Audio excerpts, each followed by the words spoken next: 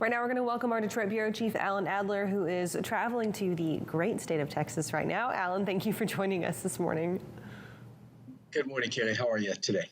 Doing pretty good. So you're out there in Texas right now talking about Navistar, and we've got Navistar in our headlines today, touching a little bit on their technology side of things, but today you're talking a little bit more about production, right? What are you in Texas for?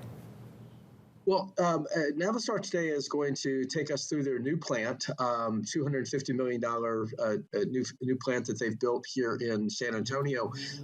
This is interesting. First of all, that number, for anybody who follows this will think, gee, that's not very much for a brand new plant. So that's one of the questions that I hope to get answered today is how did you do this sort of so economically? Because by comparison, the new Nikola plant that's still under construction, it's in its second phase now in Arizona is tagged at about 600 million. So Navistar apparently found some ways to save some money here. It'd be interesting later today to find out what that is. The plan itself is interesting, Kaylee, because it is what's called Industry 4.0. Among the things that represents is machines that talk to each other, different parts of the plant. And also, I thought this was fascinating, no paper. If you've ever been in an assembly plant of any type, you notice that they tag different things. So put a piece of paper on it to say where it's off to next and things like that. That's all been eliminated in this new plant. So it'll be interesting to see just what Industry 4.0 really means in automotive manufacturing. A couple other things about the plant that we know already that are interesting. We can't really talk much about, too many specifics if we don't really know them. But among the things that happened with this plant, Navistar was purchased last year by Traton, which is the truck holding company of Volkswagen in Germany.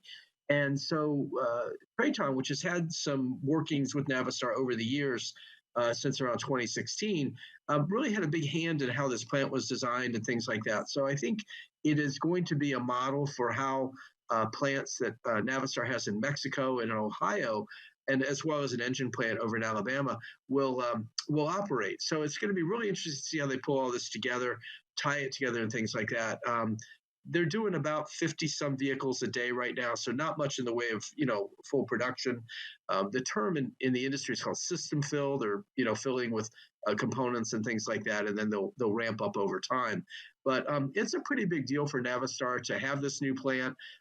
First vehicle off the line was their electric medium-duty truck, the MV series, which they've showed a couple years ago for the first time in Atlanta. And so, they had been building a few of those in Mexico, and now that production shifts here to Texas. Look at this plan, looking forward to that 4.0 and insights from you, what it means and all the things that come with it. And I'm sure it's going to be amazing and really cool, like all the stuff you do. When we're looking at the plant and how long it took to come up, do you have any insights around how long it took for this plant to be constructed versus the typical time for a plant this size? Anthony, I want to say around 2 years I can't remember exactly when groundbreaking was. I'm pretty sure I did a story when they broke ground, but probably late 2019. I'm not sure if they experienced any meaningful COVID delays or not in terms of constructing the plant. I know they've hired or in the process of hiring about 600 people to work there. So it is probably not going to be, a massive operation. I think it'll start out on one shift and then if there's enough demand for products and things like that, since they'll do both medium duty and, heavy duty, Class 8 trucks here, we'll see what happens in terms of shifting over time or shift numbers. But it probably isn't, it's certainly not, up the road in Austin, you've got the Tesla Gigafactory, which is, I guess, just massive. I haven't even seen it, but it's huge. And, so I don't think this plant is quite that large. And obviously, when you're building commercial trucks, it's a little different than, when you're building, a lot of cars. Of course, I understand that, Tesla Gigafactory Austin is supposed to be, if they ever get there, to build the Tesla Semi, but we'll see what happens with that. But for right now, the focus is on Navistar. Kayla, you mentioned earlier that they're in the headlines today. They became the second manufacturer this week to pick up Platform Science's virtual vehicle system, which is sort of an open architecture to allow different connectivity apps and things like that for vehicle health maintenance and things like that, basically all pointed at keeping the trucks on the road, or what they like to call uptime. And so that was a big announcement out of TCA, where our colleague John Kingston is this week in Las Vegas. But Navistar had sort of hinted at that a few weeks ago when we were in Indianapolis for the Work Truck Show. They announced that they were going to provide a 5-year free subscription for their on-command connection, which is sort of their in-house, factory-installed telematics system. That's about a $1,300 value. What does Navistar get? They get the data, quite honestly. They get access to all that truck data, which, of course, is aggregated and helps them in everything from, ordering parts and what parts they should get and things like that. So a lot of interesting behind-the-scenes stuff, a little harder to get, really geeked about because there's nothing to necessarily look at, but it's a data story. And with Platform Science, I think, they've got a partner that's proven. Platform Science got in early at Daimler Truck, and so they're making their place in that connectivity space. Alan, I want to touch on something with this Navistar plant that you mentioned about them bringing back production from Mexico, because I feel like that's a small tidbit that needs to not be glossed over, because it's a lot of companies' goals right now to kind of reshore some of their production efforts. And that also kind of builds into the federal government's goal of getting production back towards the United States and making us back into this producing powerhouse. Do you think that this is kind of the first step from Navistar to pull more of their production back into the United States? And could other companies kind of take the same route? I can't answer that, Kaylee, because I don't know exactly. I wouldn't say that they're, reshoring. I don't think we can tie it to the headlines so much, because this plant has been in plans for a while. I think what's going to happen over time is you're going to see all of whatever they do by way of electrification in terms of trucking come out of this plant. Now, they have not announced a heavy duty program yet in terms of a Class 8 truck. But I know they've talked in sort of on background about maybe doing an LT version. That's their sort of their flagship truck. Maybe having an electric version at some point.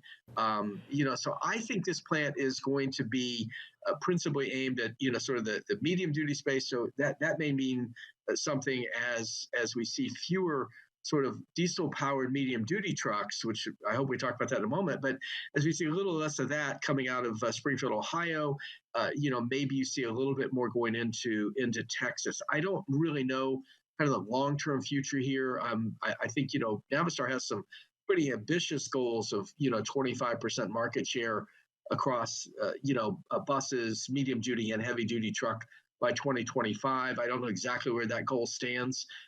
They're not there now, but certainly, on the bus side, they're pretty competitive, and they do electric buses. So I can't answer the question about bringing things back from Mexico. I think they started building some MVs in Mexico because they could, but the intent was always to build them here in San Antonio. And Alan, you mentioned it. Let's talk about it. Those new truck builds coming from a certain chassis company. Yeah, Freightliner Custom Chassis Corporation, or FCCC, as the those in the know call it. I'm not one of them. We spent some time with them in Indiana a few weeks ago, and really, it's an interesting business, because where you're having so much trouble getting full-size trucks right now, or Class 8 trucks, it's taking you, from the time you order it till delivery, a year, maybe a little more, because of the supply chain crisis. We're not seeing those kind of delays in the medium-duty space, and that's something that Freightliner. Basically, they're happy to sell you something in that sort of Class 4, 5, or 6 range, which would, that's a less, obviously, cargo capacity, but they certainly would do, those kind of trucks, up to about 26,000 pounds of cargo versus, a Class 8 is over 33,000 pounds. They can get that to you in, 3 or 4 months, including the chassis, and then obviously a bodybuilder, putting something on the top of the truck. Which is, becoming an alternative for some people that are, really need trucks. We've obviously seen a tremendous growth. We've launched a website called Modern Shipper because of all the last mile activity. And so I think what you're seeing all across a bunch of different powertrain opportunities, from electric to gas to diesel, is these medium duty trucks really are providing an alternative now to people that really need to get trucks on the road. We've also seen a real shift in the way, transport is done. And so, there's a lot of opportunity here, both for Freightliner and for a raft of upstarts that are out there that, the Work Truck Show is just full of introductions of products, electric mostly, but, some others as well, to show that there's a lot of vitality and growth possibility in medium duty. Alan, before we let you go, I know you're in Texas right now, but we've got the Mid-America Trucking Show coming up in really the near future. Are you planning to head to MATS at all? No, that's not for me. John's going to go. John Kingston's heading over. I know Grace Sharkey's going, and I want to say maybe Clarissa Haas. So we'll be well represented at MATS. MATS is interesting because it is sort of an owner-operator show. Heavy duty, literally the drivers. They show up kind of on that last day, and it's a day where the manufacturers, fill the goodie bags and that kind of thing. I understand that's quite a sight to behold. I've never been to MATS, and someday I'll have to go. But no, this one. This trip, and then the next thing I think I've got on my schedule is the Advanced Clean Transportation Expo in California in May. Actually, I take that back. There's one thing I can't talk about before that, but the ACT Expo comes up pretty quickly since it was just last September. But they're bringing that back around. A lot of great industry speakers there, so looking forward to that one. You can talk about future of supply chain. It's okay. We're all talking about future of supply chain. We'll see you there in May. Bailey, I'm not one of the lucky 93 because I'm going to be in California that week. I know. What a shame, right? It's all right. Anyway. We'll miss you there, Alan. All right. Thank you for coming on today. We'll talk to you again on Friday for this week's edition of Truck Tech, and then have a great rest of your time in Texas. You too. Thanks, guys. Thanks very much.